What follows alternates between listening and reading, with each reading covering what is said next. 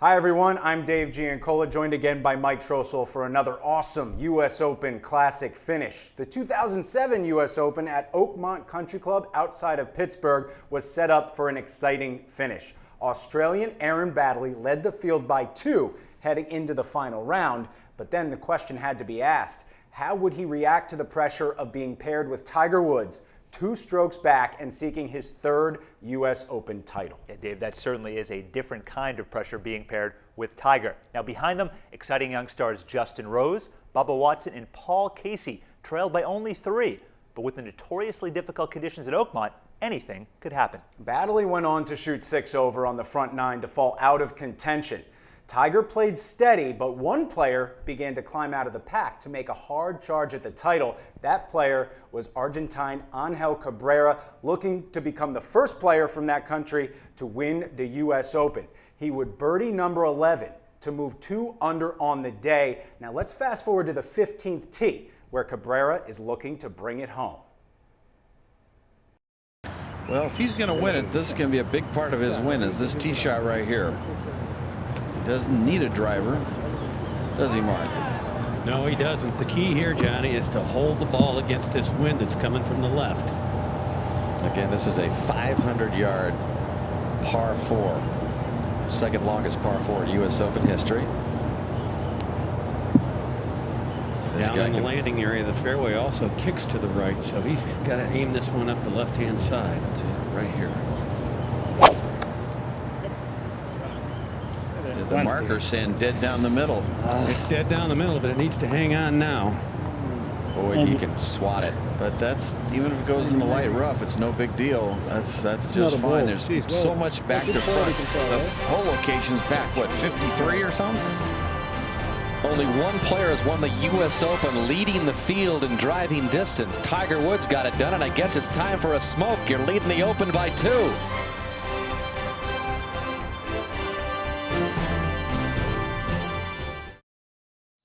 They are at the 12th, and here is Tiger.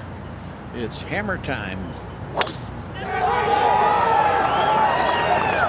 balance on that swing.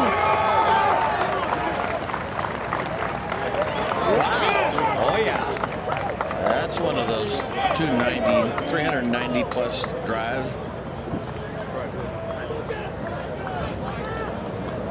It's very nice. And that first cut gives you a little height on the shot.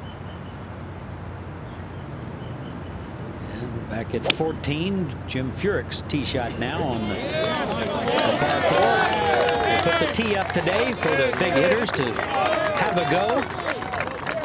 And Furyk wants no part of that. He puts it right in the middle. Bubba Watson on the tee at 13. He's in that Furyk mode, where he needs to make up some ground here if he's going to have a shot. See that lead? You see it? I see it. Saw it. They can't see it. It's okay. He chunked it a little bit. Watson had a tough start, Johnny. Doubled the first, bogeyed the third, and has now strung together 9 consecutive pars. And at 15, Nicholas Foss for birdie. He's at that +8 number, trying to join the party here.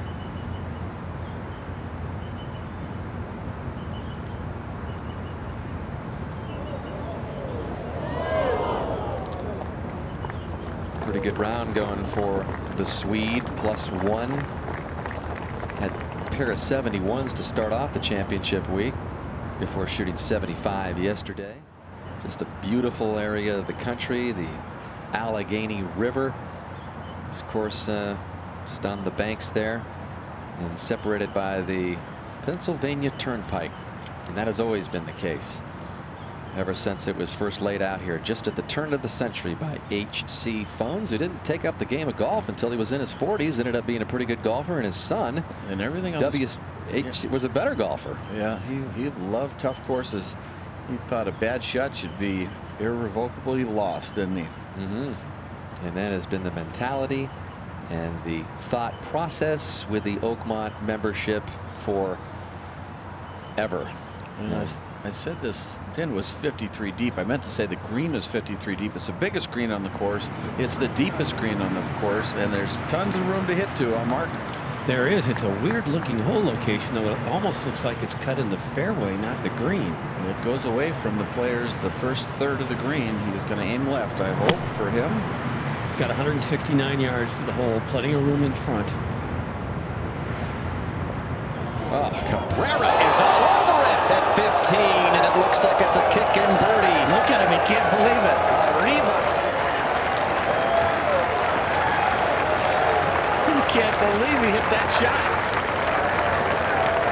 Look at this. Yeah, I think he and his caddy, Eddie Gardino, thought it was headed in for an eagle 2. He had no business going for this flag stick mark, Rolfing, but he did it. Let's take one more look from above. He's aiming left, and I guess it just hit a nice little cut in there. I'm surprised how much spin he could get on, Johnny, out of the intermediate rough, but you're right, that was a very aggressive play. That was the shot of the championship. Oh, man, he's hitting a lot of quality shots. You know, really, if you look at the bunker shot at 10, the great birdie at 11 when he knocked it stiff, 12, the super 3 shots really there and missed the short putt, and then the great iron shot at 13, and then the great bunker shot at 14, not even a better shot at 15. So this guy is striping it. And could be just a moment away from a 3-shot lead in the U.S. Open. Jim Furyk now at 14, 102 yards. And he's an ace on these shots. Lands it right by the hole. Good position right there. That thing just trickling away, huh?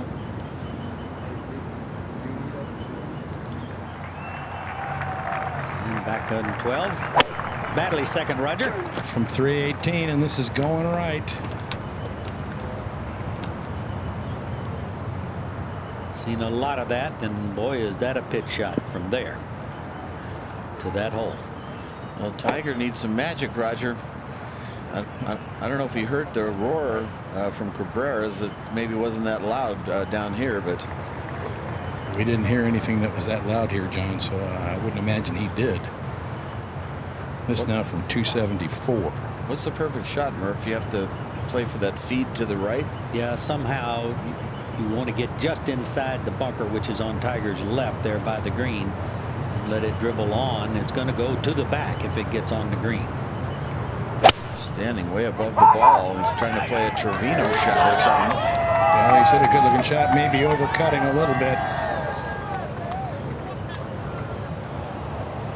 And just runs up just short, as you see. And he'll have a masterful chip shot from there. And a look at the swing from the NBC 300 frames per second. He's got the ball about 4 inches below his feet here, and watch how he chases. He really, look at how wide his knees are apart, how stable that is. Really a loaded position. A lot of stored energy right there.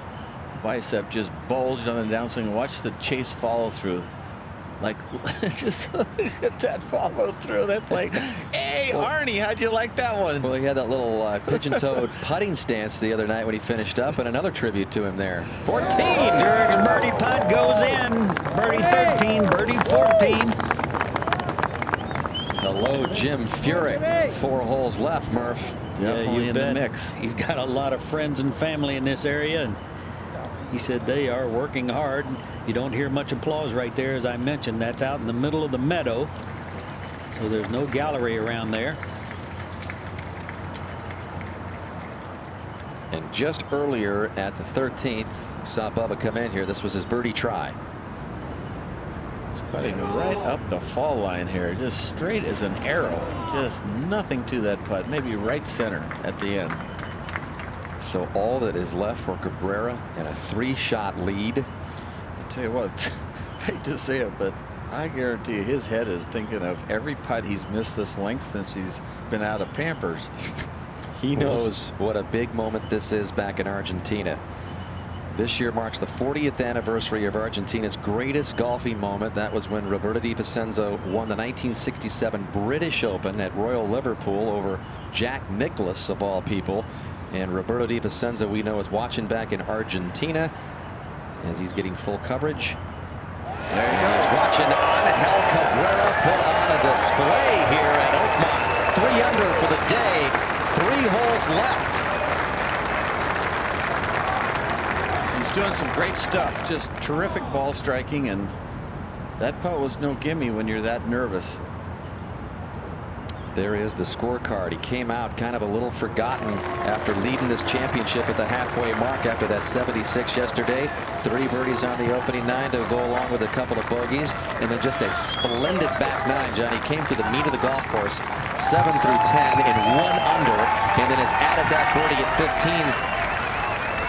And he's the man right now as he heads to another long par 3 here at 16. He pars in for a 67. Not many guys have done that on Sunday here at Oakmont, so that's a terrific round of golf he's putting together. If he can finish strongly, he's got 2 really hard holes in 16 and 18 and a birdie hole in 17. And if he can handle all the emotion and all the cheers that come your way down the stretch in this championship. Let's go to Bob Costas.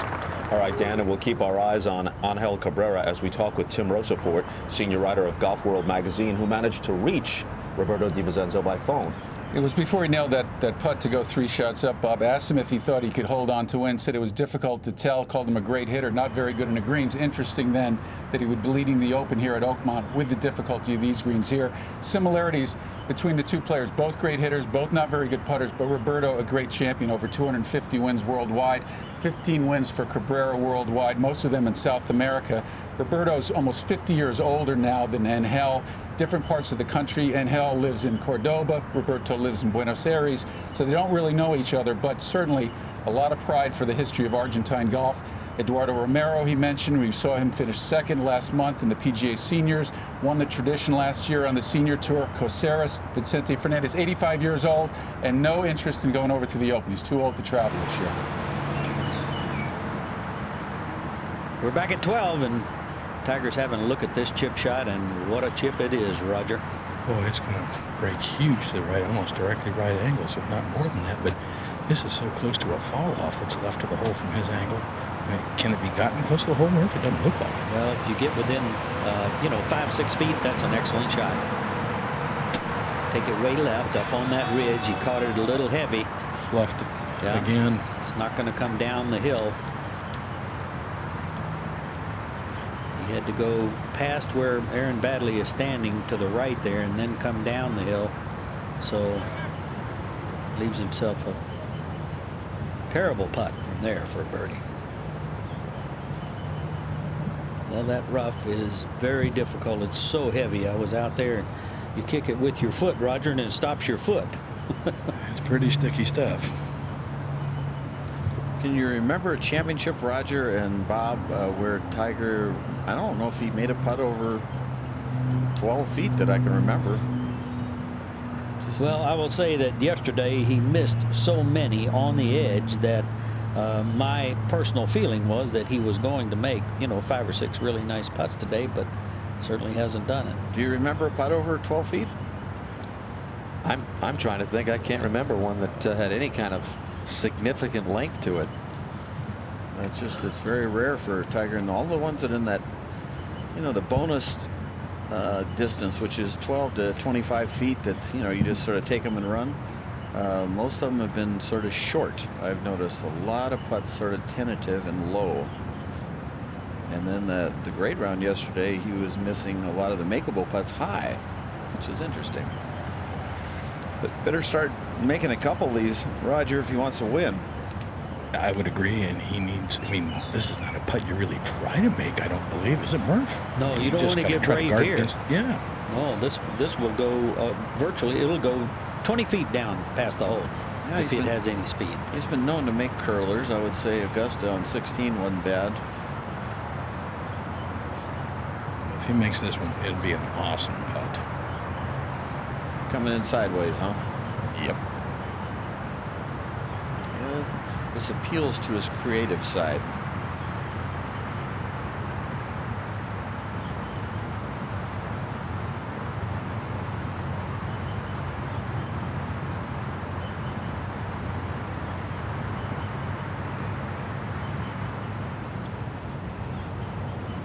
Short of being high enough once it starts to fall. That's what I was talking about. All the curlers, if you've noticed, they're short. He has so much respect for these greens. I think it just always short. Well, and you certainly have to, and certainly from that angle. Long wait on 16. Cabrera, after a birdie, you don't want a big wait. Mark Rolfing, are you right there? I am, Johnny. Do you think he's seen exactly how he stands on that leaderboard right of 15? I believe he has. Do you think he should have seen? You know, everybody keep in mind here, last year Phil Mickelson led by 2 with 3 to play. This year Cabrera up with 3 by 3 with 3 to play, and 40 minutes ahead of the final group though, so it ain't over. Yeah, pretty much just a total high. Especially when Furyk is on a roll, Dottie, coming off back-to-back birdies. He's at +6. And this is just a perfect setup for him to hit a little cut in here. Little slider lie. The wind also helping him to shape the ball into that right hole location. 177 total.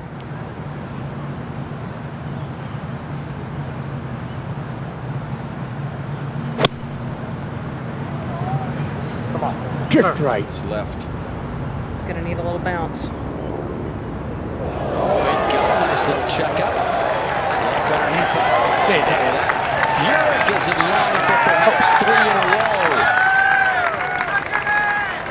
Only 7 U.S. Opens have been won by players in the state of their birth. The last was Tiger Woods from the home state of California back at Pebble in 2000, and Cabrera heard a little bit of that. Well, maybe Furyk will do just the exact opposite he did last year at Winged Foot. You know, maybe he'll have an unreal finish. He's gone birdie. Maybe he's going to go 3 birdies in a row, which is pretty rare here at Oakmont. And a good look at 16, 244-yard par 3. What about the wind today, Gary? Well, into the players from the left a little bit, Johnny. 3rd most difficult hole on the course today, playing to a stroke average of more than 3.5. It's a fade wind, hurting fade wind. Yes. So that's good for this hole, really. It's good for the hole, but there's only been 1 birdie here all day.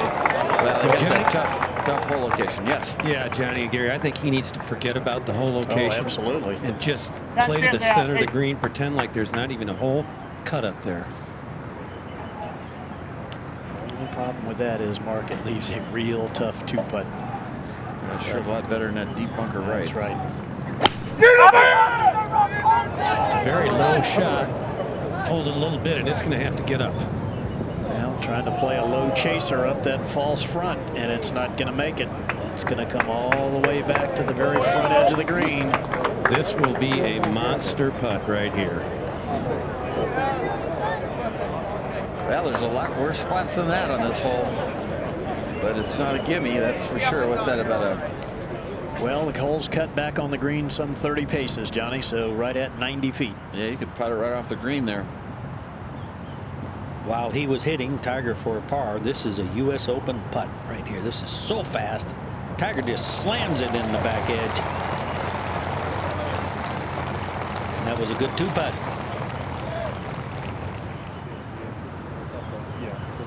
So now Tiger on the tee, live at 13, trailing by 3, tied with Furyk, who's in line for perhaps another birdie at 15. Well, these are the last of the 2 birdie holes, really, until 17. This hole and the next hole. So he's going to need to play them strongly. Only 1 birdie on Tiger's card today. It came all the way back at the 4th.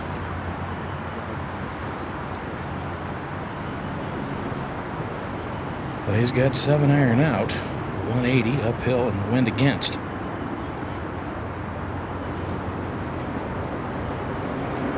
Nice little draw to be juicy on, just right center of the green with a draw kick left, feet in there. That would be the ideal shot shape, that's for sure.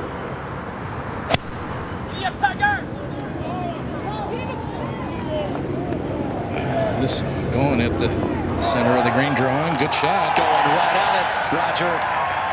And that wakes up the Oakmont crowd. In fact, he's only had 1 birdie in his last 26 holes. It might change in a moment. Cabrera's feeling vintage Tiger heat right now.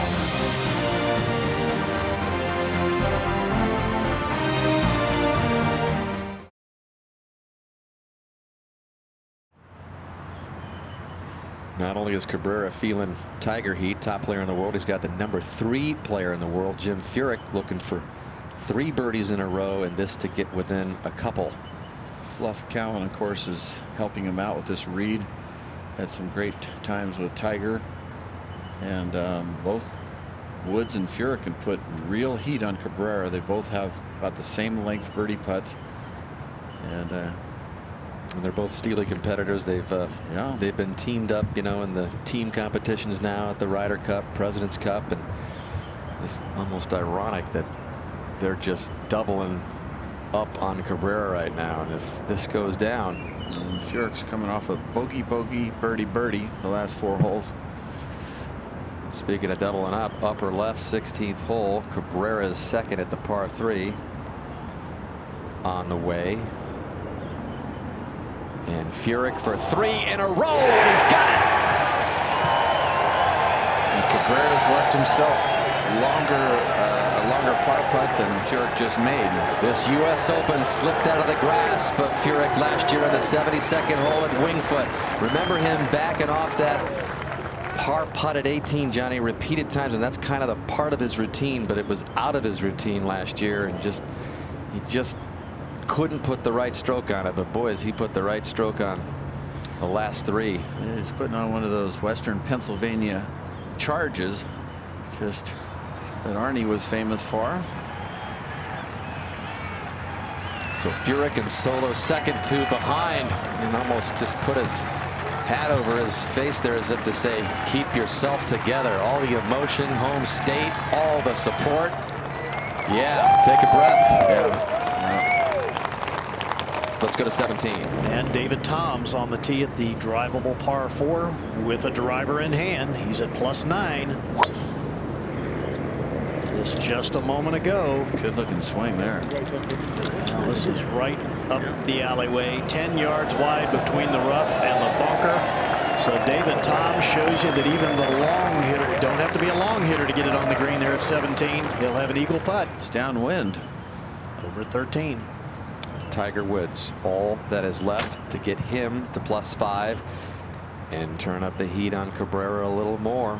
Is this outside right, Roger? It's an awkward looking putt, Johnny. Everything slopes from front to back and from right to left on this hole. But the hole's kind of cut back a little bit the other way. I don't know if you get it off the hole, it'll come back if you have just a fraction too much speed. He's hitting him fairly firmly on the short putts.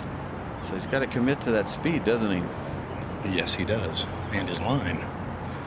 Got to think it's must-make time. I mean, he has to make this putt. Been a long time since Tiger has made a birdie. He hasn't made money for the whole week.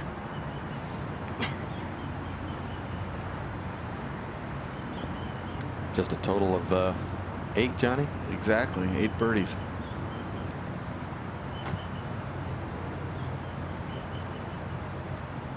He's really taking a lot of time here. He's really trying to be precise. Tiny little strokes.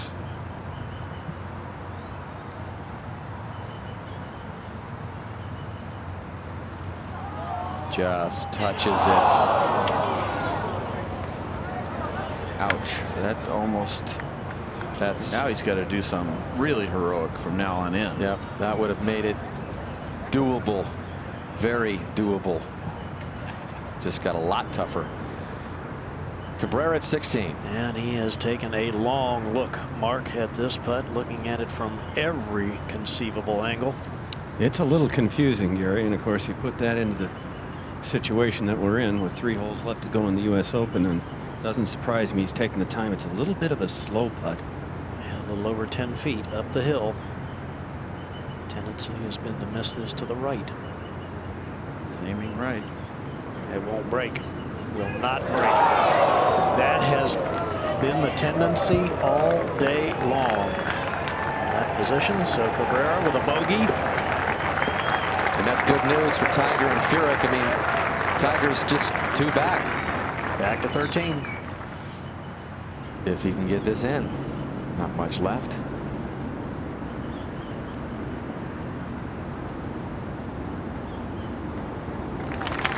Again, he has never come back on the final day of a major championship to win. But now it comes down to Furyk. Can he par the 16th hole, Gary Koch? Well, I haven't seen a lot of them, Johnny, that's for sure. I mean, it's not like this is some easy little hole and he's going to stay at +5 to be one behind Cabrera. And again, 244 yards total. 214 to the front, 226 yards to the top of that false front. Gary, this is a 4-iron. He was 4 back 3 holes ago. Now he's just 1 back. He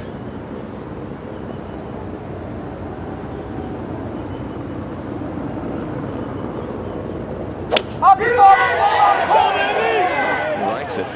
Yeah, he didn't hesitate to pick the tee up. So It's left. Yeah, but that's okay if it gets up on top. It's okay. It's a long way from the hole. It's a tough putt. I tell you where it is, Johnny. It's very similar to the putt that Larry Nelson made when he won in '83. It's where you're supposed to hit it with that hole location. That's exactly right. Almost the exact same position where Larry Nelson putted from.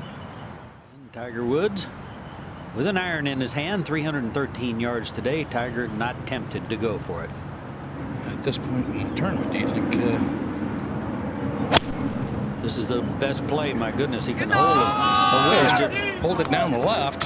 I'm surprised that he didn't hit driver. Oh, got a great kick. Good position.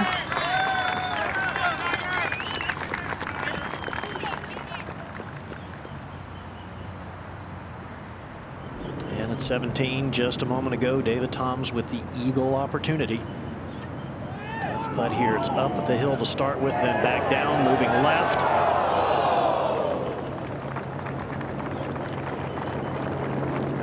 He needed that one.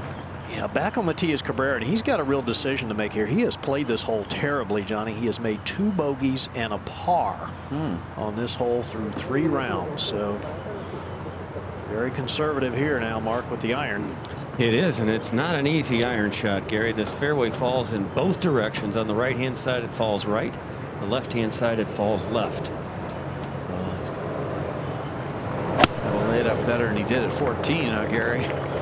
If you don't carry it up the hill far enough, it'll kick so hard to the left. Well, I think this one's going to be okay. Yeah, he got it up on top, and that's in very good position.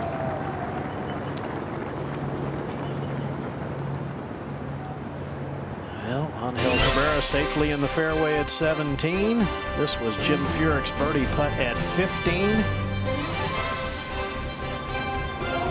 3 in a row, and with Cabrera's bogey at 16, it pulls Furyk to within 1. He and Woods just 1 off the lead, and we'll be right back to Oakmont.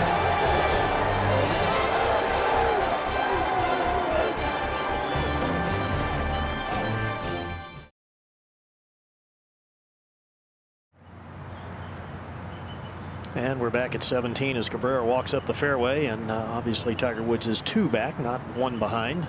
He's gone to a smoke there, Gary. He wouldn't be the first Open champion to smoke his way to the title. I mean, Jack Nicklaus back in '62 and Ben Hogan in '53 used to light him up, and he just doesn't care. He says, I need it. Or he thinks he needs it. Yeah, some very anxious moments, I'm sure. All right, let's go to 14. And Tiger set to play now. Roger, you liked the driver off the tee, didn't you?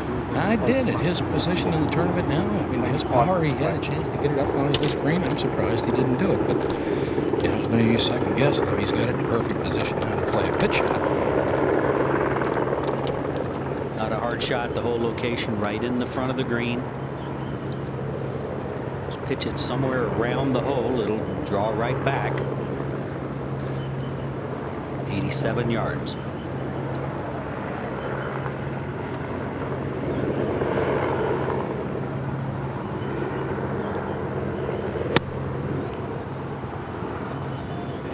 This looks like it might need to get down.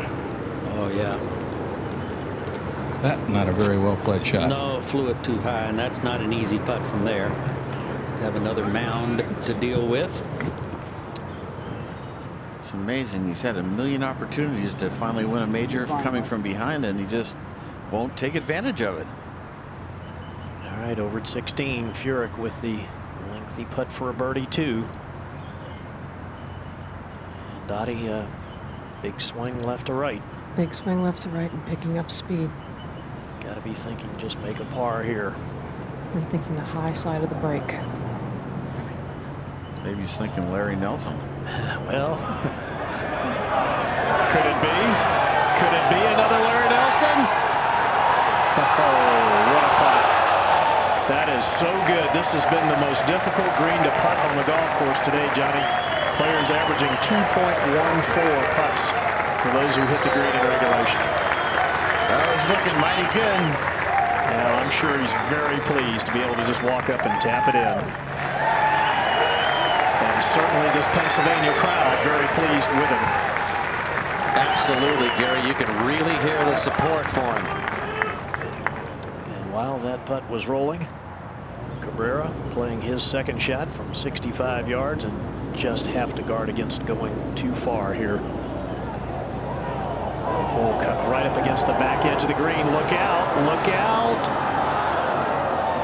Oh, we got lucky, Johnny, that it hung up there. He's just so amped up. It's hard to hit those little half shots. Mark Rolfing was reporting that it was downwind, just 2 yards, and it's hard to hit it that easy. So Cabrera with some work left. We go back to 14. And Roger, this putt appears to me it's got a little pull left at first and then wants to fall back right. Yes. It just gets over a bit of a crest in the green, and right. The last 15 feet of it should start working back to the right. And quick, too. It is that.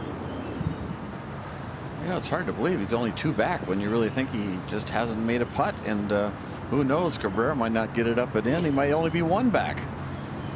Yeah, and the putts, you have to go back to the putts yesterday. My goodness, he knocked it all around the hole.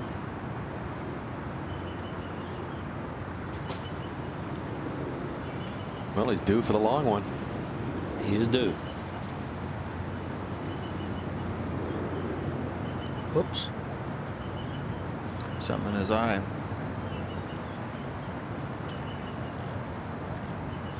Let's go to 17. And Cabrera's third now, and not an easy shot. Sticky rough.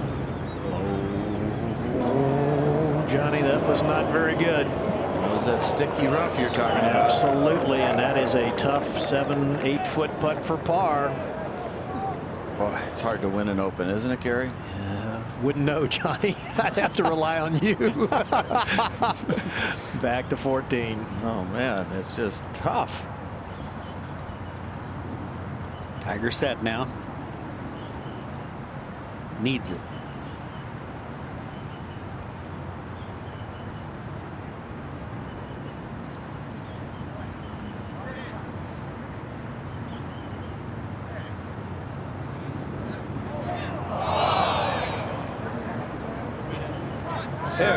Ever so slightly too easy.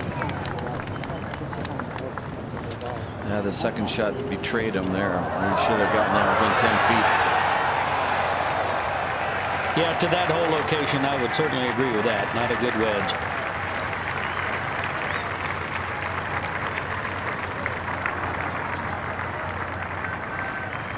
Yep. 4 holes to play for Tiger. Tiger has 120 putts in 68 holes.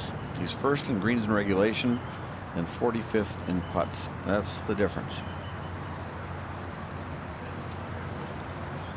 And Cabrera pacing around the 17th green.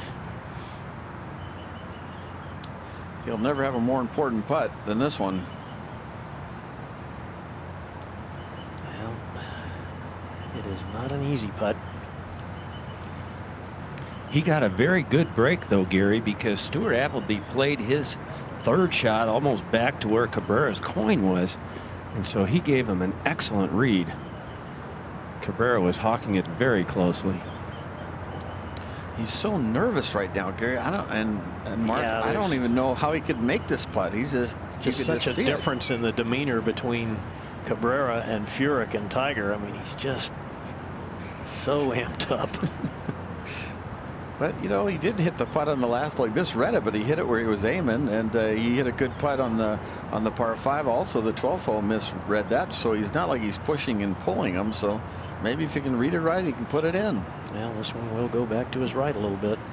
If guy's been, well, he just saw the putt, like Mark said. Maybe he knows what it's going to do.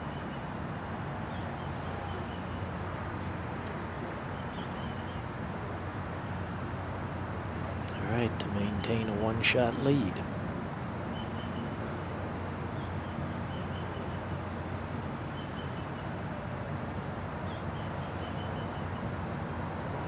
No.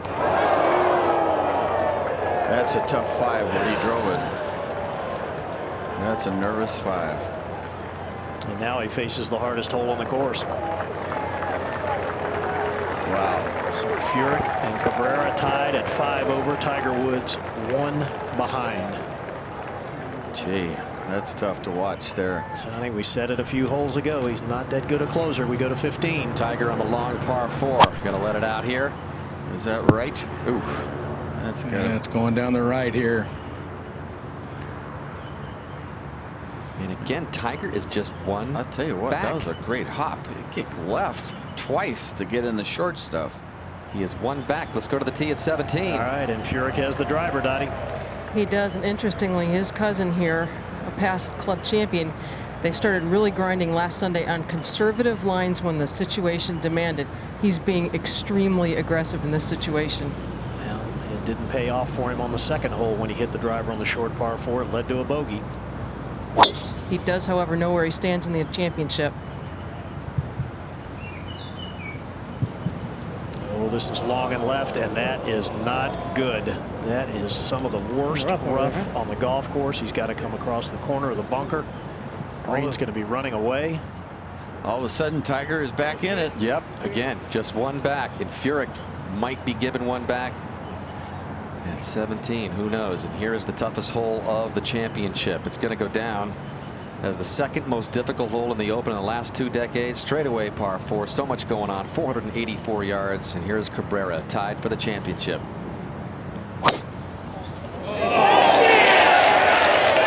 This one is a good-looking shot. Not even watching it. It's so good, he's not even watching it. Just dissected the middle of the fairway. What a confident swing. And 9 miles down there. Pretty good stuff for a guy coming off back-to-back bogeys. Didn't think he had it together? Think again. Angel Cabrera sitting in the middle of the fairway. And Furyk has his problems at 17 in the thick rough.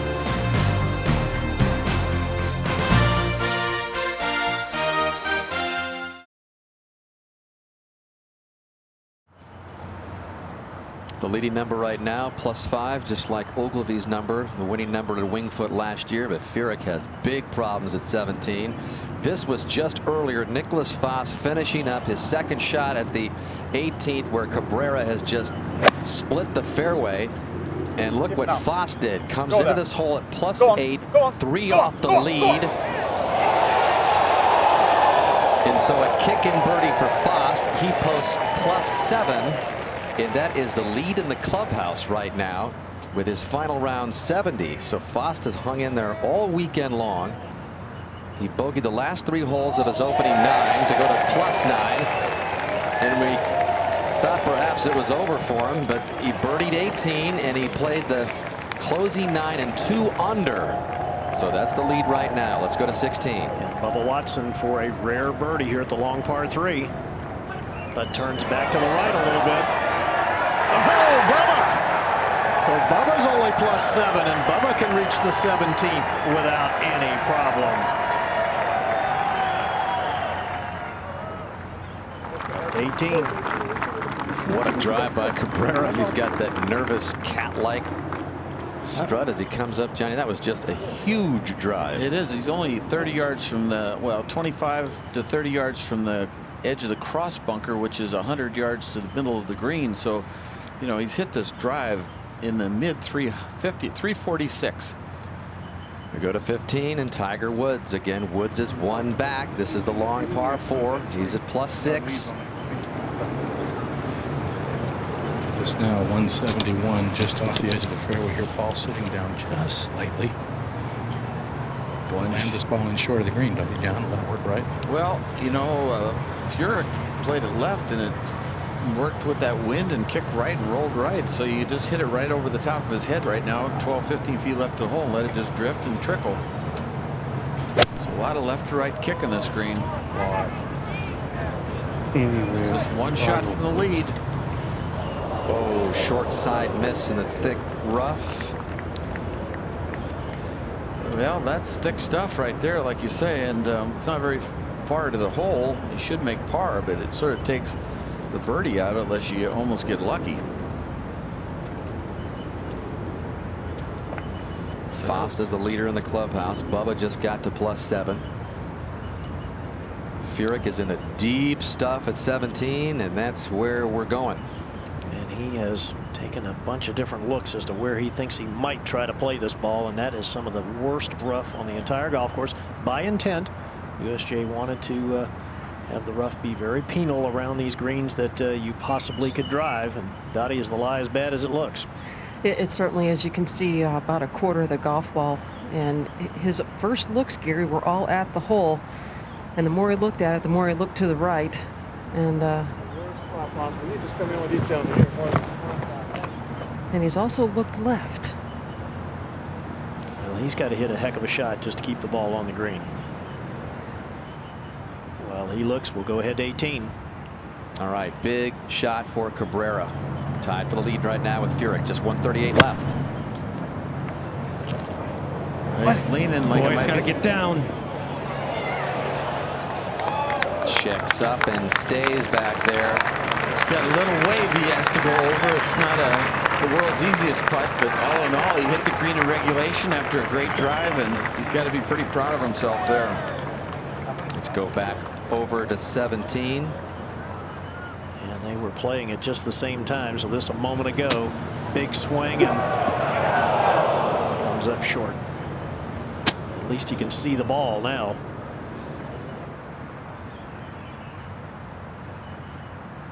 Now live. How can such a little hole cause so much havoc? Just a great design, isn't it, Johnny? And a wonderful location on the golf course. Up to 18. And here comes Cabrera. Is he just a little while away from the biggest moment in Argentine history in the sport of golf? Three biggest names from that country all started off as caddies, and he's hearing it from this Oakmont crowd right now.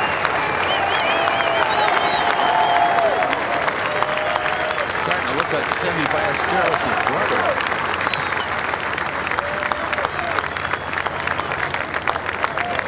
His good friend Eduardo Romero, they grew up together. Both were caddies, and even the great Roberto Di Vicenzo was a caddy starting off. He's a happy guy, and you know, he bogeyed 16 and 17, but you know, he could have parred either one of those and bogeyed 18. Nobody would have thought anything of it. So the bottom line is, right now, as long as he doesn't three-putt, that was a very good round of golf that he's played under the heaviest pressure possible. He started at +6. He's now, of course, +5. So he's going to shoot 69 with a two-putt on the last day, and that is good stuff. Earlier this week, we took a look at the newspapers and the headlines when Cabrera was the 36-hole leader in this championship, and he was still off the front page in favor of the San Antonio Spurs basketball star Manu Ginobili. Soccer and basketball are 1 and 2 in Argentina. Well, you can see he's trying to find some saliva in his mouth. See how he keeps swallowing? Well, he's been going to the water bottle, going to his pack of smokes, just trying to figure out anything to do to keep his mind off. Yeah, he's spitting of what he could be accomplishing. Let's go to 17. Furyk is getting ready for his third shot now. Gary, I think he may have been helped by the situation that Steve Stricker has played 2 shots since he played that attempt at a pitch shot. It slowed him down, made him take a breath. That needs to hit softly. Well, awfully big swing, and that leaves a tough putt. This is an awful big gift that he is giving Mr. Cabrera. You know that, Gary? Yeah, I agree, Johnny. I mean, a huge gift by going for this green and now maybe making a 5. Back to 15. Tiger Woods from the rough. Shunk and run.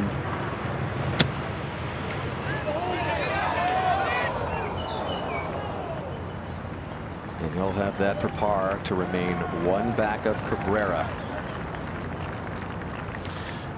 And unfortunately, Stuart Appleby is making a mess out of this hole and taking forever. And it's just probably Cabrera is going to be just going crazy because he's just waiting so long. This is not a good break at all, what's happened with Appleby. No, Johnny, you're right. Appleby is plus 14 for the championship, plus 7 today.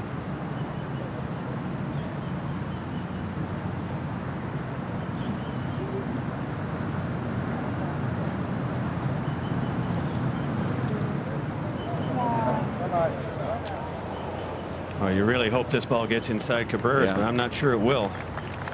Well, Stewart did try to rush because his caddy still back 100 yards in the bunker, so he did grab a club so he wouldn't make Cabrera wait any more than he needed to, so that was nice of him. All right, time now for another grind out par from Tiger Woods. He's been able to pull these off today. Hasn't been able to make much for birdies, but we've seen more than a couple to save par. The thing is he can make an easy birdie at 17 with his length and maybe even an eagle. So if he make this par 16, something great on 17, he's still got a chance. You figure Cabrera's going to post plus 5 at least.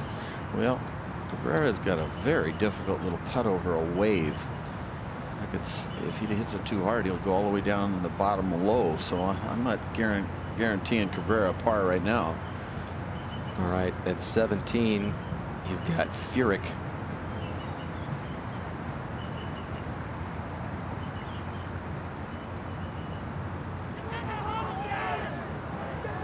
Furyk misses his par. Falls to plus 6. Now Tiger for his at 15. Yes. So Tiger's back up there with Furyk, and they both trail Cabrera by 1. That's a great break for Cabrera to have Furyk steady Eddie, Mr. High Percentage shot, try something that probably he shouldn't have tried and get a bad break on the lie and pay the price, making 5. Furyk almost made that putt, but it cost him. All right, here's this putt for Cabrera for birdie at 18. Moves left off of that little ridge right there, and he's hit it awful easily. It's pretty good speed. That was fast. And that was very well done. A phenomenal 4 here on the toughest hole in the golf course. And he's one happy guy, I'll tell you that. He doesn't have to worry about that one. All those major championships where Cabrera has been nothing more than a side note by the end of them. He's going to post plus 5, and he's going to make Woods and Furyk come get him. That was one heck of a 4, I'll tell you that. Furyk and Woods are going to have to play 1 under golf in, and again, Furyk only has his 18th, which has been the most difficult. So there it is, Angel Cabrera. Post plus 5. Yeah, he's a happy man there, even though he bogeyed 16 and 17. That's a great 69. Is he the first U.S. Open champion from Argentina in history? Only player with 2 rounds under par. Again, just 8 all week, and he's got 2 of them. Well, the 2 biggest championships on American soil, maybe. NBA and U.S. Open, and 2 Argentines got the ring and the trophy. Tiger's made his way to 16. Go get it, Tiger.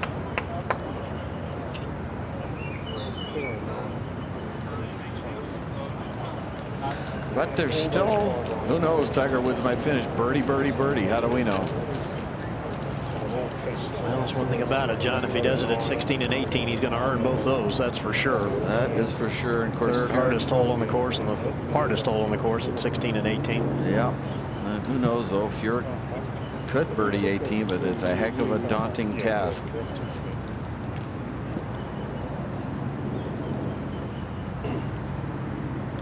Needs one of those Sky King iron shots of his. Gary just hit something real high, right just left of the flag. Well, everything wants to work its way toward the hole location. If you can carry it up on top over that false front and get it to hold, it'll trickle that way. very peaceful, his look. I don't know if it's upcoming fatherhood or whatever it is, but all week he's been very, very mellow. Focused, but mellow. He's chosen a form, fellas.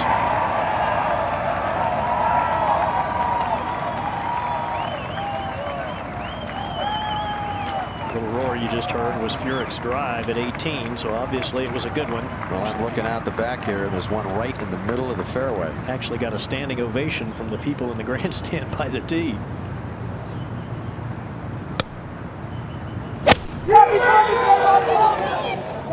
Got that face open, trying to hit a cut. And it's going a little bit left of the hole toward the center of the green. Just carries right into the very top of that false front and really doesn't hop forward. Ball carried another yard or two, Johnny, but released right back toward the hole. He was trying to play that fade. Here was that roar and what it was all about. Jim Furyk, one behind. This is the strength of his week. Geez, about the only thing missing are the terrible towels right now. This crowd is behind Furyk. This is as much support as I've ever heard from Furyk. A Steel City kind of guy. And the hunt for the U.S. Open just outside Pittsburgh. Cabrera is in with a stellar 69. One-shot lead over Woods and Furyk. Nervous guy. It's all over. He's going to wait and see if he's going to be the champ.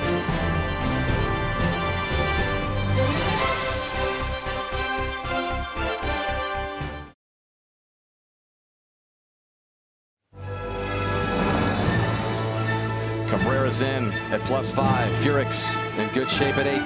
Tiger with a little more time left to try and make something happen, but they both need to play 1 under golf to match the +5 and try and catch Angel Cabrera.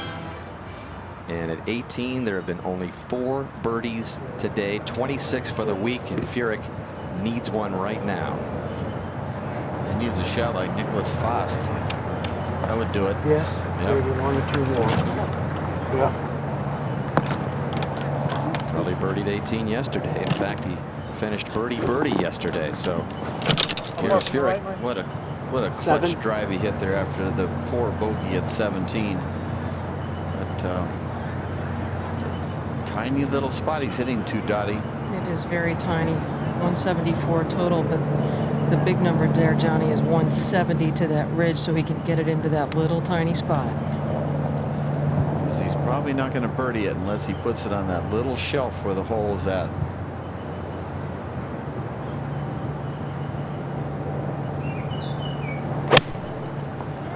Kicked it left.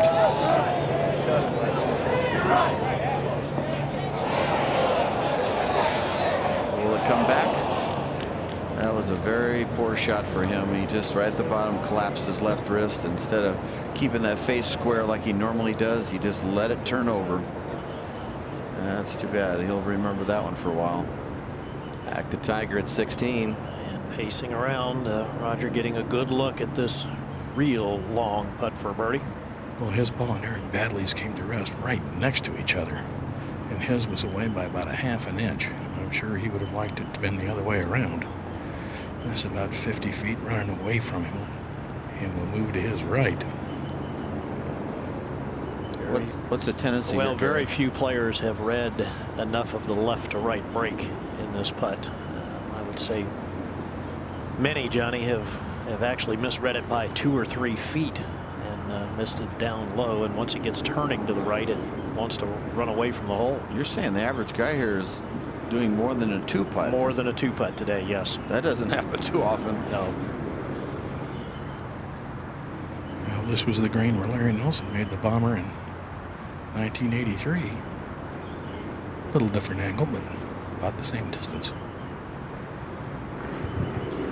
Well, he hasn't shown any magic on the greens pretty much the whole championship. Maybe it's all bottled up for a 3-hole finish.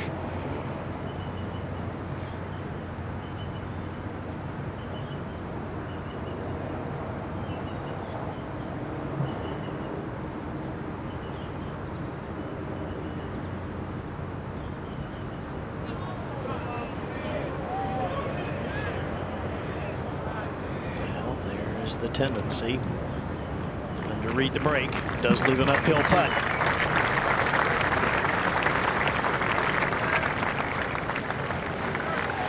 to 18.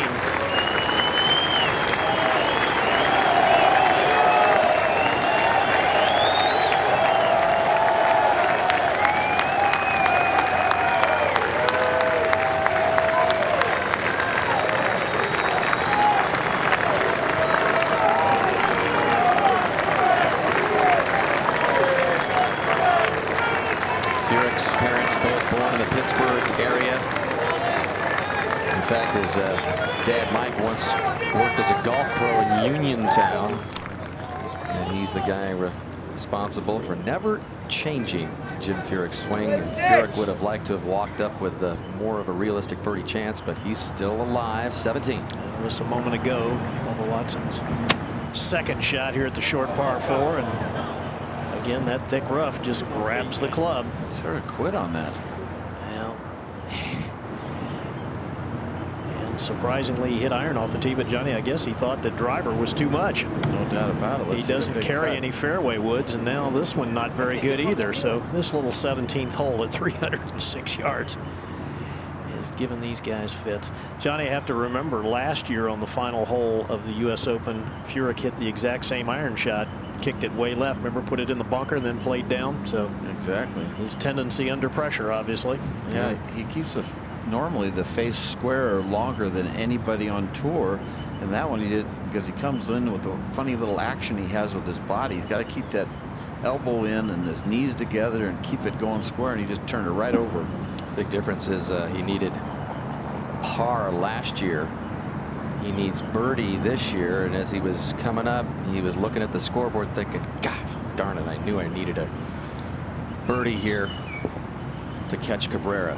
Well, he's got a putt that is in between that ridge there. I'm not sure if he's going to catch that, the little brow that sticks out. You can see the light brown part of it, or if you can just sneak it just inside that, because it's not far from the fall line if you can get a track in the last 10 feet. Well, should kick right though off that brown spot. The immaculate reception by Franco Harris. We need a similar. This is a very miracle here for Furyk. Yeah, this he's leaving the flagstick in. At least want to get it to the hole.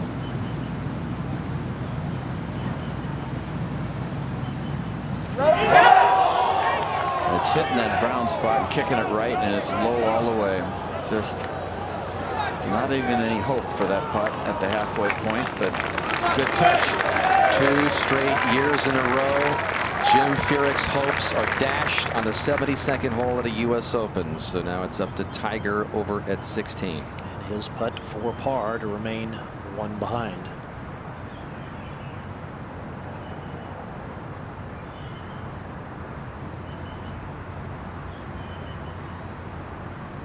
Good stroke. So Tiger Woods has the 306-yard par for 17th next in his sights. 1 off the lead. Cabrera in at 5 over.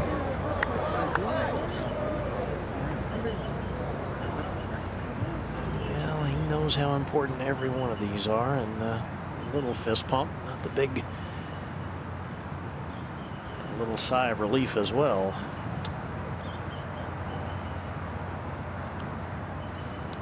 Up ahead at 17, Bubba Watson missed that putt for par, so recorded a bogey, drops to +8. The disappointment on Furyk's face for the 2nd year in a row. Letting it slip away. Made a nice run with those 3 birdies in a row, but then that 17th hole, he'll be remembering that for a long time. Well, Stricker had a part of the lead today at the turn, and then went double at 10 and 11. And has continued to pick up bogeys down the stretch here. And so Stricker's wait for a possible major championship continues. And now Furyk for his par. It's hard to concentrate right now. Such a deflating feeling.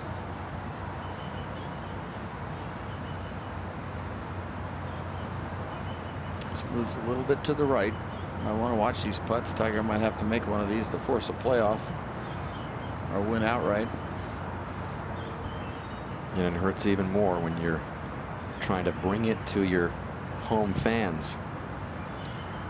Yeah, he's having some yeah, he is anguish here, no doubt about it. Yeah, that's backing away twice. Yeah, it's a little resembles last year at Winged Foot when he had a chance to win it. He's a great player. He's always right there. Just you don't want too many open finishes like the last two. Gets out of 4, +6, just 1 stroke behind Cabrera. Pair of 70s on the weekend for Furyk.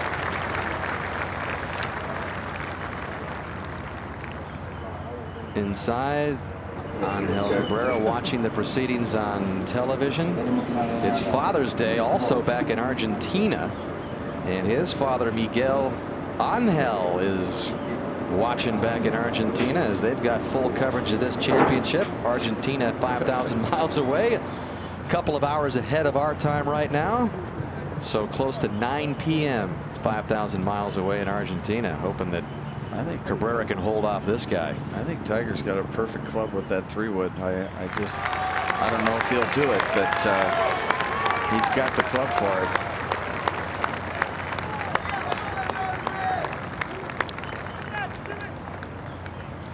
Yeah, it's a tough finish. To make 5 on 17 for him, like Gary Koch says, probably should have laid it up. He's one of the best wedge players in the game. He's hurting, his dad will be hurting, and you know they'll share a hug eventually here as well. Well, Angel looking pretty laid back right now at +5. Let's go to Jimmy Roberts. Dan, thanks very much. And they call him El Pato, the duck. And like water off a duck's back, Angel Cabrera has shed the pressure of this entire week. It's a good thing he doesn't speak much English, because really, how many people around here were talking about his game and his chances even after he held the halfway lead at even par? You could make a case that Argentina's greatest legacy in American golf is a gaffe: Roberto Di Vincenzo's epic scoring mistake at the 1968 Masters. And if Cabrera goes on to win, he will certainly be among the biggest surprise champions the Open has ever had.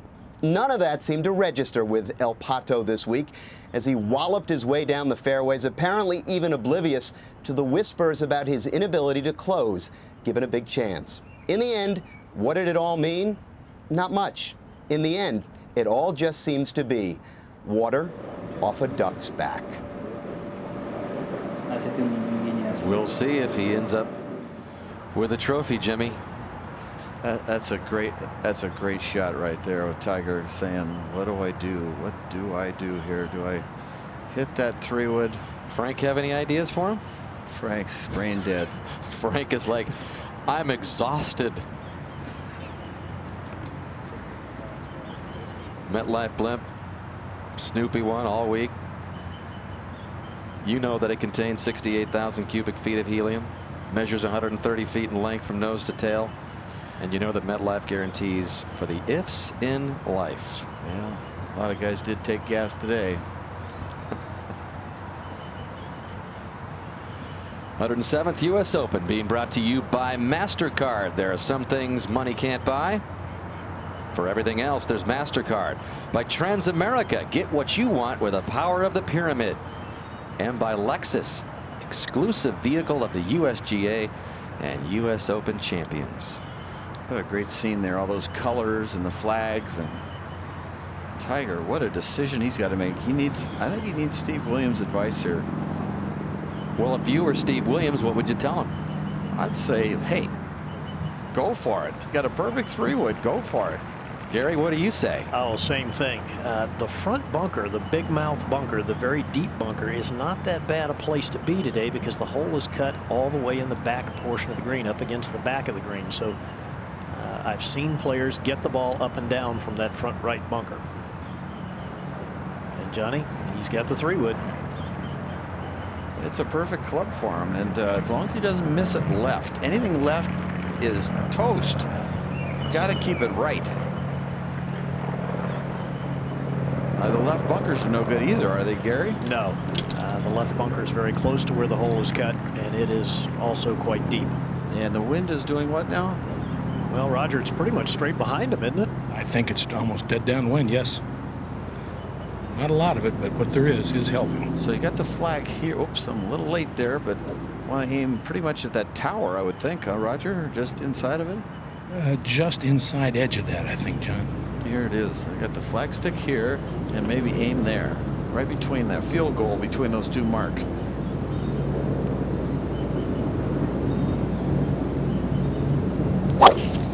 He's got to birdie this. He's probably not going to birdie 18 if he wants to get in the playoff. Asking for it to turn just a little. All right, it's in the bunker. That's okay. It's doable from there. And it'll feed, if he hits it on the green, it'll just feed right down by the hole, I would imagine.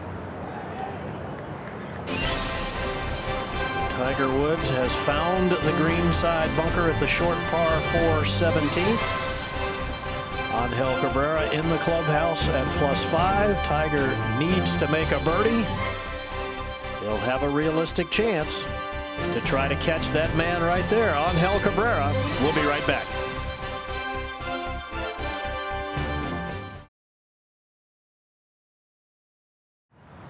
There's one man that has a chance to catch Cabrera, and it's Tiger Woods, the top player in the world, who came into this final round of this major championship trying to break a streak. 0 for 28 of comeback wins in the final day in a major championship. All 12 of his major titles have come from at least a share of the lead.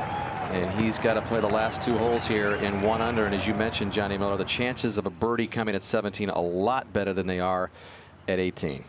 Well, you can almost guarantee that he needs that birdie at 17. Not many guys are going to birdie that 18th hole. Tiger obviously can do it, but he's got a good bunker shot, a bunker shot that he should get inside of 10 feet. And you know what he does normally from inside 10 feet when he really needs it. And then he needs a good drive at 18, the hardest hole on the golf course. Otherwise, he might make bogey there, even if he birdies 17. So if you get excited with this birdie at 17, he's still got one tough par at 18 to force the playoff. And you've got Cabrera there, kick back. You know, he knows doesn't have any more golf today because the playoff would take place tomorrow on Monday. We have asked him to come out and at least have a quick word with us, but he has elected to stay in there. He's also worked with a translator all week long, so maybe he feels a little uncomfortable in that regard at the moment. But it's Tiger Woods, the last man with a chance in this 107th U.S. Open. It's a great scene, isn't it? Gary Koch. Well, it is Tiger indeed, Woods. Johnny. And unfortunately for Tiger, his sand play this week has not been great. The soft sand in these bunkers seems to have given him a little bit of problem. He's only 3 of 9 in sand saves. Well, how many times has this scene happened in his era? When you really think about it, he normally wins when he's in the last group. And now there's been a score, a mark set with Cabrera. We're actually seeing him have a chance to do something at the end to see if he can win it or force a playoff. It's a very rare situation for Tiger we're watching. Remember, Tiger in the final group at the Masters trailed Stuart Appleby by 1. Wasn't able to get that done, but another chance here. So it's great theater we're lucky enough to enjoy. Playing alongside is Aaron Baddeley, and he will be first to play his second shot. Well, about a 50-yard blind bunker shot from this deep bunker. Not an easy shot here at all, Gary. It's been a tough day for Aaron Baddeley. Started at 2 over par, now at 11 over. Yeah, the 54-hole leader by 2, Gary. Well, he was saying all the right things, Dan, that he felt that he was ready to accept this challenge of trying to win this championship and playing with Tiger Woods in the final group. But the horrendous start, triple bogey on the first hole, proved otherwise. Yeah, he got the full U.S. Open education today, didn't he?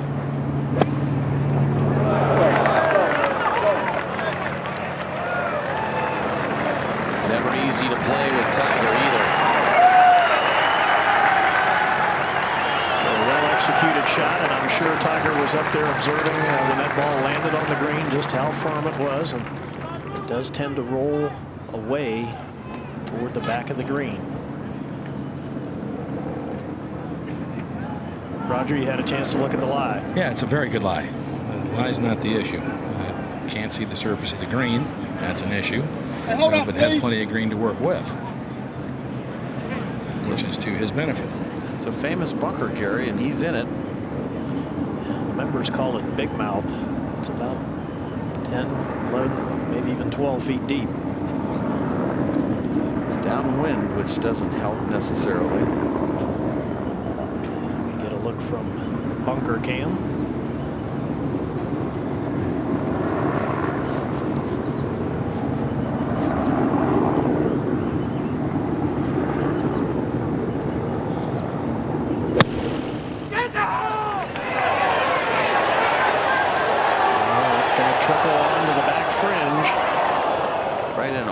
Gary. It's not a good break. Look at that ball went right into a hole. Let's join Dottie Pepper. Thanks, Jim. A tremendous swing in the middle of the round with those 3 in a row. Birdies played phenomenal golf. Talk about the highs and lows that were experienced out there. Well, I didn't have too many lows today. I was a little disappointed after bogey in 12. I hit 2 great shots there, and just treading the line on the edge of that bunker. It kicked left foot in the bunker, and I got in a position where I should have been able to make 5, and I didn't dig it out. And I ended up making bogey there. I was disappointed to move quite a few back, but turned it around with a pretty good shot at 13, knocked in a really tough putt, and then the birdies at 14 and 15. I'm right back in the ball game, and I'm a little surprised at 17 that my ball went as far as it did. A little pea shooter like me, hitting the ball short all the time. I've hit a lot of drives off that tee this week, and haven't hit one that far up the left side where I've lost my angle in that green. And with the pin today, you don't want to miss that shot left, but I haven't been able to hit the ball far enough to get left to that green. So I was a little surprised at how far I hit that ball. Well, thanks for your time and a great effort. Back to you guys. Next, Dottie, if Tiger can't finish at +5 or better, Furyk will be the first player to finish second in consecutive Opens since another guy from Western Pennsylvania, Arnold Palmer, back in '66 and '67. All right, Roger, give us a little perspective on this third shot for Tiger. Well, just 3 yards of green to work with here, and the ball has settled down just a little bit. You can see as he's taking his practice stroke how quickly the club is stopping. It's kind of sticky on this upslope. But all he's thinking about is holding it right now. A tough little shot.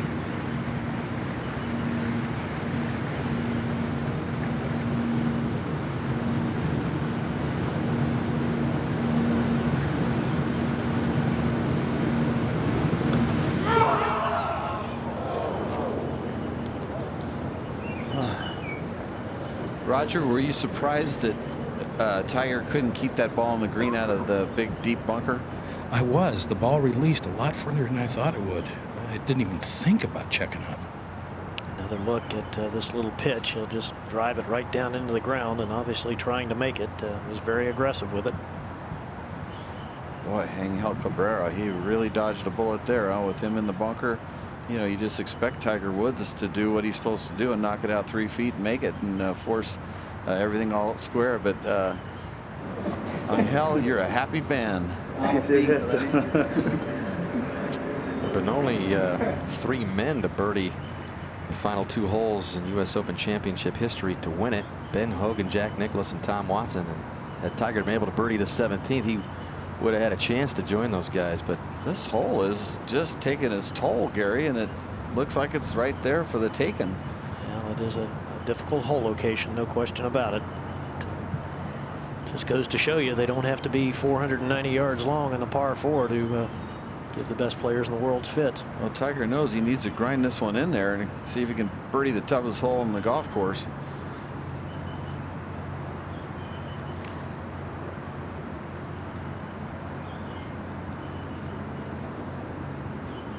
Roger, 5-6 feet, something like that?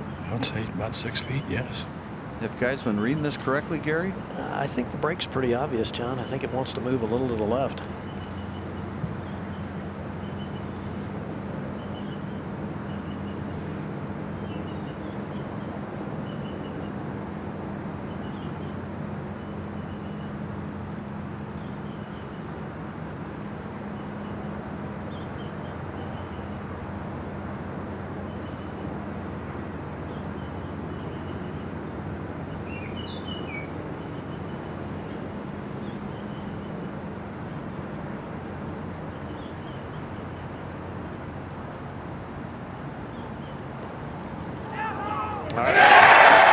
Still has a chance. One behind, going to the final hole. And what a hole it is. Again, some really clutch play for Tiger Woods. Par saving putts. That was the par save at 15. And then at 16, had to have it. And then once again at 17. And he had a couple ones earlier than this too, Johnny, that he had to have and avoided bogeys. And so he's got a chance. But he's going to have to birdie a hole that has produced only 4 birdies today. And the worst part about the last hole for Tiger Woods, he has not hit the fairway or the green all week in regulation. He's gone par, bogey, bogey. So he's going to have to summon up a change of whatever he's been doing wrong at 18. And he's checking out the leaderboard right there, thinking, I got a birdie 18. I should have gotten it on 17. I can't believe I hit that bunker shot. A hole where less than half the field is even hitting the fairway. And then just a third hitting the green in regulation. And Steve Williams is telling him about the wind going to the left. Not much wind, but there's a little bit. And it's just imperative if he wants to birdie it, he has got to hit it. He could miss it in the short stuff on the edge, the fringe, but he cannot hit it in the long stuff here and expect to birdie it. And of course, Cabrera hit it down there so far. He just had a 9-iron to the green and made it a lot easier. So Tiger's got to just hit it right at the green, just right through the green there. A little late, but there's one happening. Argentinian.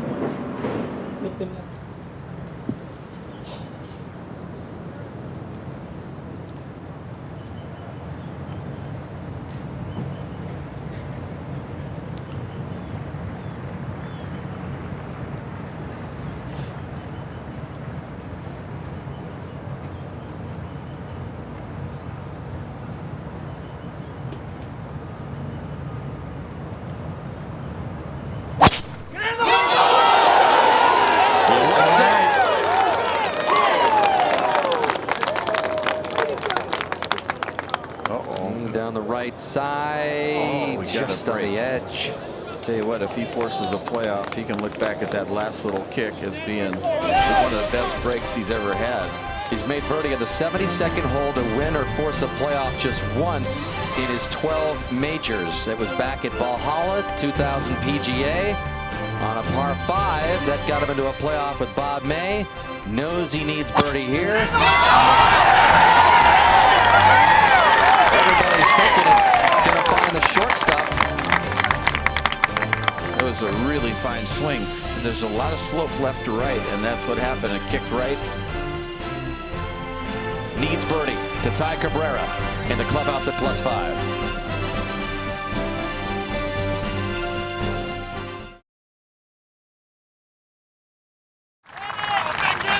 Tiger Woods approaching his ball just on the edge of the thick rough in the first cut. We're going to show you the ball in flight and how it ended up there. This fairway, big slope from left to right, so you know it's going to go down in there, and it could have gone on the really deep stuff, Johnny. Now it's just right on the edge. It is. You can see, watch it. It could have kicked more right than it did. There's a lot of slope left to right. It hits and kicks like it's normally supposed to, but it's working right along that little edge right there. The only thing bad about it is the hole is this way, so that means he has got to go through some of that rough with his swing path to get to that ball. The good news is not too long, and the guy does have biceps like Jim Thorpe. And Roger, you've had a chance to look at that lie, and it's not too bad. It's not. There are other places along this very same cut line where it could have been more dramatic, but right where Tiger's ball is, it's a little thin and a little shorter than it is in other places. It's not that bad. It's 4 on top, obviously. You can see the angle to the green from the angle of the rough. He's got to go through. The toe is going to get more action than the heel. So So if he doesn't watch out, he could squirt it right. There's Cabrera, who leads by 1. Badley's going to play first from the bunker, and again, Tiger needs a birdie to tie Cabrera. Badley's got 189. He's got to get it up real quick.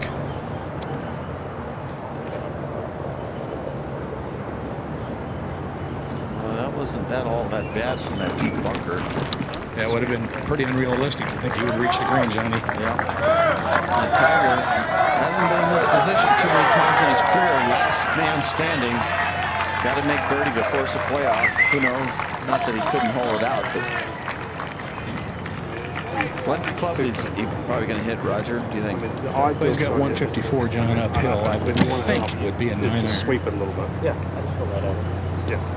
Just throw it straight up in the air and let the wind help out. Yeah, but you got to hit it high. Yeah, I agree. If you, as hard as you hit it, it won't fly. I mean, you don't have to worry about flying. Just hit it as hard as you can.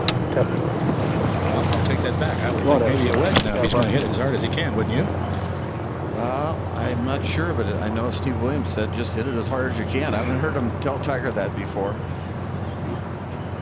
We'll see if he can get through that rough without it sticking a little or the toe grabbing. That's the one advantage when you work out as much as he does. This is when it comes in handy. His flags are showing this one now. Just checking out that. It was helping to see. I don't want to carry this far, but see there's a flag by the. I mean, realistically, you've got no chance through the trees. You just got to. I mean, you just got to hit as hard as you can. Take the big flag. Yes, they are. They're just barely moving from right to left. Maybe against slightly, but it's not enough to be any kind of a factor, I wouldn't think.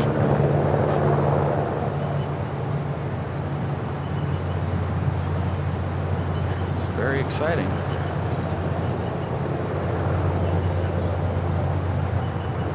Taking dead aim, just left of the hole.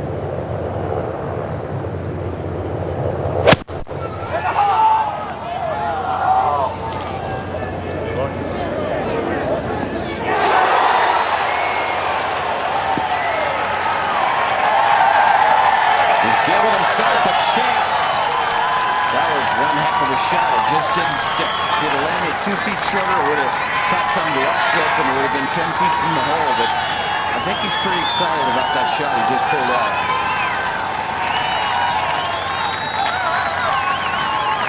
Well, you talk about some effort at impact. Watch this. Interlocking grip. This is going to be 100% effort here. Oh, man, look at the explosion and the power this guy puts into that short iron. And it's looking good. It was tracking right at the hole, just drifted a little right. He's just sort of begging right now.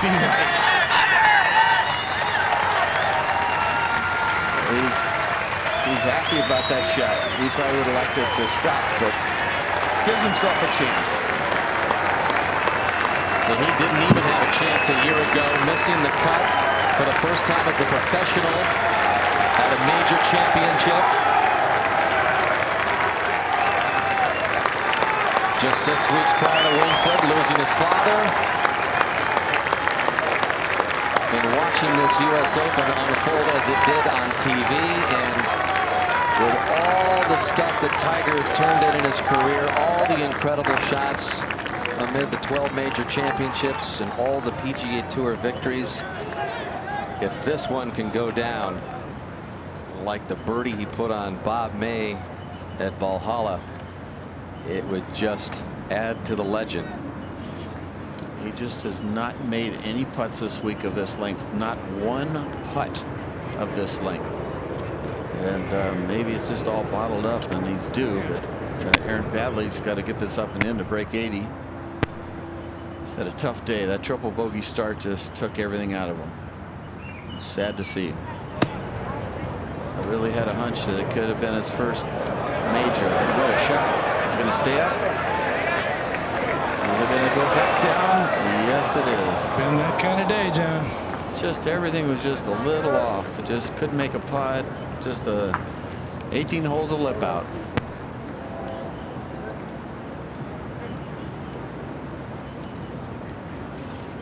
So Roger, where are you? You right by the green? I am, Johnny, and I'm sure Aaron Baddeley would like to go first, and I think that's what's going to happen. The scene is absolutely electric right now, isn't it? It is. And everybody is believing that Tiger is going to hold this putt. I truly believe that. Well, this wave that he has in front of him is the real problem to try to negotiate that and get the break right, because he had one of these at number 9, but that's one of the tricky parts of this 18th green is this last wave he has to putt over and get the break right.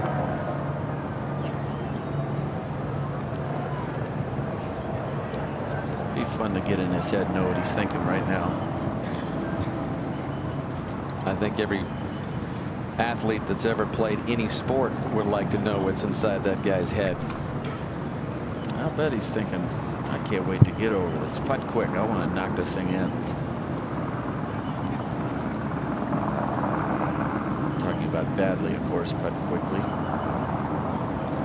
Is Baddeley going to putt or Tiger? No, Baddeley's first. I'm sure he wants to clear the stage and get out of the way.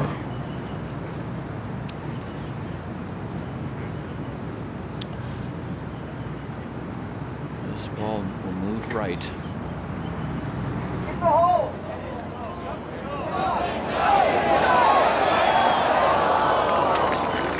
The end of a very long day for Aaron Baddeley.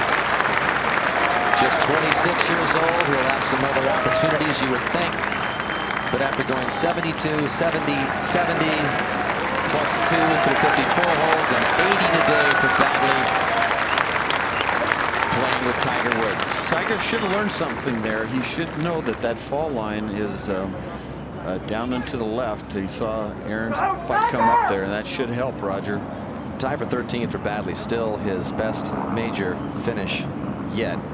The last man to birdie the 72nd hole to force a playoff, Hale Irwin. Remember the 45-foot snaking putt at Medina when he danced around and high-fived the crowd. He made that way early too, didn't he? Yep, that was early. He had no idea that was to force a playoff, but he was sure enjoying it. Changed his image in one fell swoop. Yep, but Roger talked about the expectations of a guy like Tiger Woods, and ever since we've been watching him in U.S. amateurs and juniors, U.S. junior amateur championships, he's just had this uncanny ability at the biggest moments to come up with a shot that is good enough to keep him in it and eventually win. Roger, how much do you think it's moving left? Oh, as it loses speed and comes across that last little wave there, John. Yeah, I think it's going to be breaking hard pretty good. I think he's going to be looking out there, what, 4 feet or so? Yeah, the fall line is this way right here, so he needs to know it's going to come down and follow, drop into that area there. So he's looking out right there in between his feet and that putter. He's got to throw it over that wave, that brown wave. And if this doesn't go down, then Argentina celebrates a U.S. Open champion for the first time ever.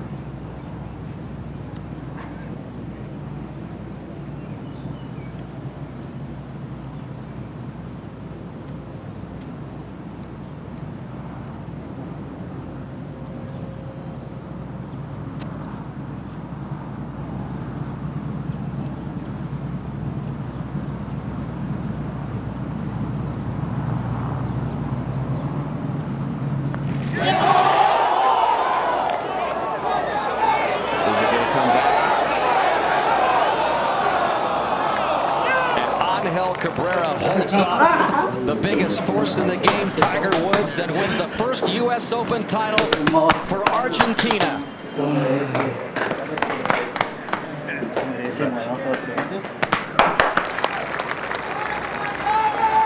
for Tiger, and a tie for second at +6 with Furyk. His 4th runner-up in a major, and his 2nd in a row, and his 2nd in this U.S. Open championship. Well, that was really exciting. Cabrera holds off the #1 and #3 players in the world to put it away.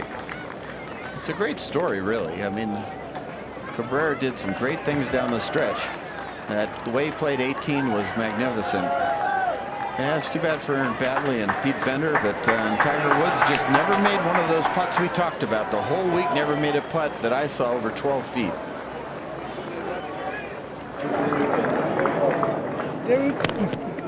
Another look at Tiger's bid for a playoff. He read it to be way out, maybe 7 feet out of the ball. And he stayed down, hit it right where he was aiming. That was just a tough putt to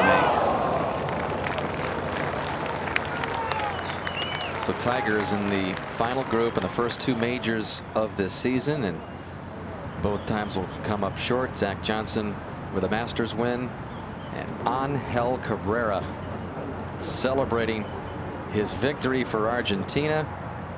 Second major champion in that country's history. The British Open, of course, won by Roberto Di Vicenzo in 1967. 40-year anniversary of that big championship in 2007. U.S. Open belongs to Angel.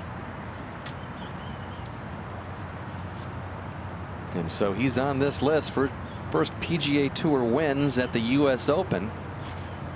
Michael Campbell at Pinehurst a couple of years ago. Retief Goosen at Southern Hills, the first of his 2 U.S. Open titles. Ernie Els right here in the last U.S. Open staged here at Oakmont. Well, the bottom line is Tiger Woods only made 1 birdie the last 32 holes, and that was the difference. 1 birdie for Tiger with all those short par 4s that he can drive. 5 of them and didn't take advantage of the par 5s, and that was the difference. 1 birdie in the last 32 holes. And again, Cabrera was, not that we had forgotten about him, but a lot of people had written him off, especially with the recent history and his last start at the big tournament at Wentworth, the BMW Championship. He double bogeyed the 15th hole, let that one get away from him, and we've seen him at major championships in the past, but he just hadn't been able to get it done down the stretch, and he was like a nervous cat out there for most of his day. Boy, was he. But he just kept plugging away. I thought the difference was that shot at 15. I mean, that was just sensational, that birdie that he put at the long par 4 there. And the sneaky 2 shots that I thought won it for him was 10. He hits in the bunker. Nobody hits the green from 10. He hits it just over the green for the uphill putt. And then again, remember at number 14, he lays it up in the bunker up near the face and somehow knocks it on the green there. And then the great shot at 15. Of course, he did bogey 16 and 17, but the way he played 18, he hit the longest drive that I saw all day there, and just a short iron. Just played great on that last hole, so he earned it. Yeah, it's so rare for a long driver to win this championship. That usually works against the grain in U.S. Opens. Let's bring you up to date on what happened here. This was the final group. Aaron Baddeley, opening hole for double bogey, triples it, and he just never really got in sync. In the meantime, Tiger continued to take aim. This was his 3rd shot at the par 5 4th. And that would give Tiger's first birdie of the day. That came off of a double bogey, Johnny, at the 3rd hole. So Tiger was coming back a little bit. And this was Cabrera's birdie try at the long par 3 8th. And look at this, too. Oh, man, a 300-yard 2, folks. And that gave him the lead by 1. And then he bogeyed the 9th. He parred the 10th, and then liked the looks of this shot at the par 4 11th. Just a wonderful shot. He hit 2 shots on 11, and of course we're going to see number 15 in a minute. Here it is. That got him the lead back at 1. I just thought, you know, then the reaction from him here. I mean, he just couldn't believe how good this shot was. Yeah, he knew when he hit this shot that he could make this putt, number 1, and number 2 is I might win the Open. Exactly. Well, he had a 3-shot lead. He's like, whoa. What have I done? Well, he birdied that to get that 3-shot lead and got himself to +3. And then this was Furyk, who made a furious run in the middle portion of the back 9. That was a birdie at 14, and all of a sudden Furyk was at +6. And this shot, he thought he hit it left, and he's not real thrilled about it. Didn't even hardly watch it, but the just kicks right and spins right and perfect distance control. Yeah. Furyk would put together a string of 3 consecutive birdies, so he was in the chase at +5. And then you mentioned Cabrera bogeying a couple of holes late. This was for par at 17. Yeah, this was a bad bogey for him, and I think he thought that maybe the oil was leaking and he was not going to win the Open, but the drive at 18 was fantastic. And he hit the short iron to here and cozied this down. That was really good touch. So Cabrera in with a 69. And then just would wait at +5 to see if it would hold up. This was Tiger for par at 17. When he was really thinking, well, I could get it up and down from that bunker and I wouldn't have to make birdie at 18, but that ended up being the case. His ball on the edge of the rough, the second shot here. And he pays the price on this shot for being in that light rough, because normally with the wedge hitting that hard, it would have hit and stuck and been 4 feet from the hole, and instead it runs to the back over that wave, and it's very difficult to make that putt from there. And he had to have it. And again, trying to come back in the final round of the major for the very first time in his career. Tiger would come up short again now. 0 for 29 in that department. And right now, Tiger is with Roger. Thank you, Dan. Tiger, I know you have to be bitterly disappointed. And we were trying to think, we don't really remember you making a putt over 12 feet anywhere in the championship. True? Probably right. Made a ton of par putts inside 10 feet. But nothing really over that for birdie or anything like that. So it was I had to hang in there today, and I did that. And you know, Angel played a beautiful round of golf, and he put a lot of pressure on Jim and I, and we just didn't get it done. Is it the green? I mean, the hardest greens in the world to putt, I think. Maybe you agree with that too. I agree with that. You know, all week it just seemed like I haven't been kind of above the hole. I may have hit good shots in there from the fairway, and I've had 10, 12 footers, and I got to play 2-3 feet of break. I never really got a whole bunch of putts underneath the hole where I could take a pretty good rap at it. But when I did, I made them. A lot of putts just had to be big feeders, and overall I did pretty good this week. Only had 1 3-putt, and that's not too bad around here. No, it's not. Thank you for your time. You got it. Danny? Thank you, Roger. Tiger played very well indeed. Ends up in a tie for second with Furyk. And Angel Cabrera with that 69 +5. Fast ended up just a couple back. David Toms made a bit of a run. Bubba Watson had a good U.S. Open. Remember, the top 8 are in next year's Masters. Top 15 are in next year's U.S. Open Championship at Torrey Pines in San Diego.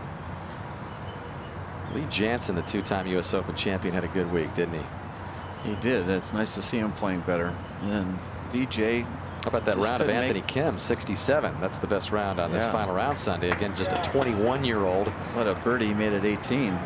And again, there's the first page of the leaderboard. And the champion from Argentina being escorted. No, they said he already went out. Just a second on that. Can you verify the driver's out there? What a moment for that country.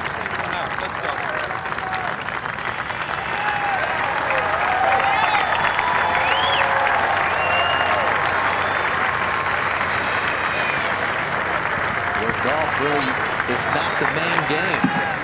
Right up here with Mr. Driver.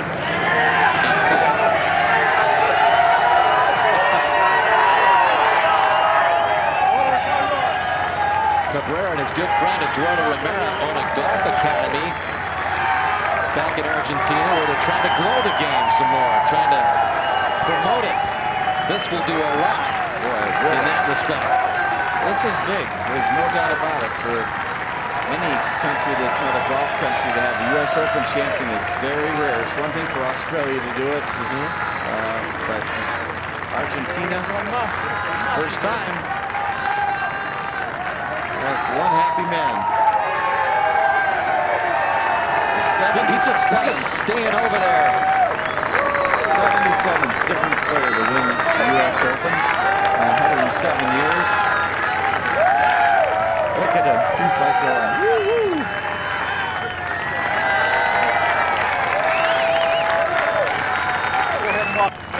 His distance was a big difference this week. He was able to just power holes like number 9 and 12. Remember, he hit it almost 400 yards on the 12th hole today. And then, of course, on 18 to leave himself just a short iron. So, good, strong drives, gutsy drives. Where a lot of guys are hitting irons or 3 wood off the tee. He had enough guts to pull out the big stick and hit it out there in the 350 range. In the 107 years of this championship, the United States, Great Britain, Australia, and South Africa had only one. New Zealand, and now you can add Argentina to the list thanks to Angel.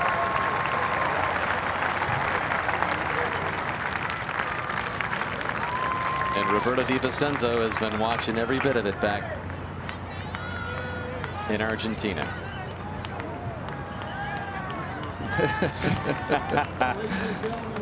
Oh, he's a happy guy, and I don't blame him.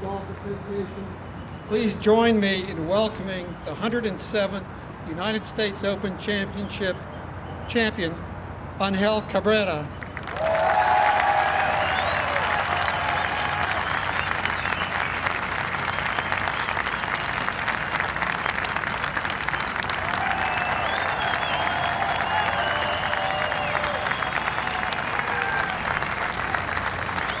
John Sutcliffe from ESPN Deportes will interpret for us as you sat in the clubhouse and watched Jim Furyk and then Tiger Woods come in, knowing that either was capable of tying you or, in Tiger's case, with a couple to play, a couple of birdies, beating you. What were your thoughts? Sí, cuando estabas sentado en la casa club veías que venía Furyk, venía Tiger, que te podrían alcanzar o Tiger hasta a pasar.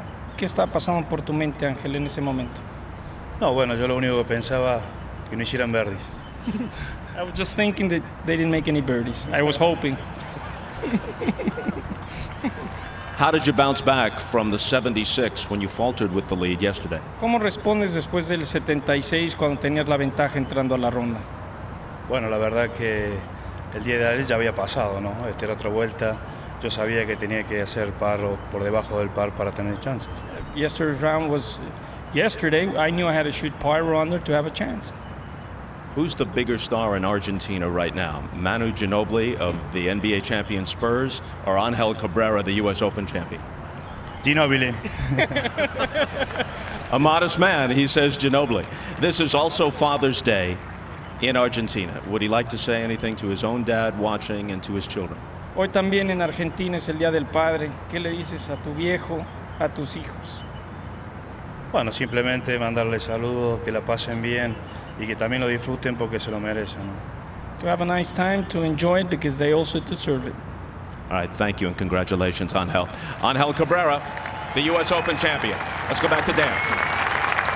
Thank you, Bob, and we'll make history in more ways than one today. This is the first time that a translator has been used in the presentation of the championship trophy in the history of this championship. It's kind of neat. It is. It's a great champ. We've had a great championship. The course played perfectly at par 70 +5, second year in a row. +5 has won the Open. And I just think that the theater was wonderful. Furyk had a great chance. Woods had a great chance, but Cabrera, you know, the guy, he played great. He hit some super shots, some stiff irons, and hit that great drive at 18 and a well-played par, and I think he earned it. Yeah, not everybody out there thought he had it in him, but he did. He did. And he got it done in the toughest championship to put away. One final look at the leaderboard. Argentina's flag stands atop the United States Open leaderboard. Don't forget to join us in a couple of weeks as we continue our USGA Championship Summer, the U.S. Women's Open down in Pine Needles Lodge and Golf Club in Southern Pines, North Carolina. Our coverage begins June 30th. And for a full wrap-up of the day at Oakmont, you can watch the Lexus U.S. Open wrap-up live on NBCSports.com immediately after our telecast. Coming up next, an all-new Dateline NBC, followed by Last Comic Standing. I'd like to thank everybody who helped bring the pictures and telecast to you this week, all the hardworking men and women, and for all of us at NBC, Bob Costas, Johnny Miller, Gary Koch, Bob Murphy, Roger Maltby, Mark Rolfing, Dottie Pepper, Jimmy Roberts, and our entire NBC production team, Dan Hicks saying so long from Oakmont Country Club. You've been watching the U.S. Open Championship on NBC. Argentina holds the U.S. Open Championship trophy for the very first time. It's sweet.